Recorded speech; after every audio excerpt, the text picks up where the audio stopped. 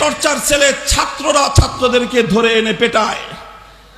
এর চেয়ে বড় জাহেলিয়াত আর কি হতে পারে?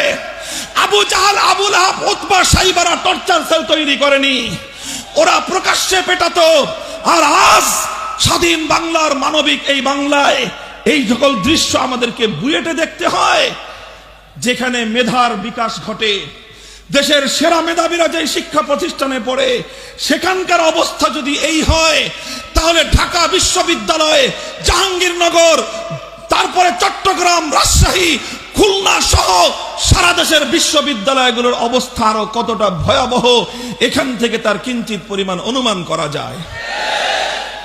আজ বুয়েট থেকে এই দাবি উঠেছে, সমস্ত শিক্ষাঙ্গন, স্কুল, কলেজ, ভার্সিটি, আলিয়া মাদ্রাসা, কওমি মাদ্রাসা, সমস্ত শিক্ষা প্রতিষ্ঠান ছাত্র রাজনীতি থেকে মুক্ত করবার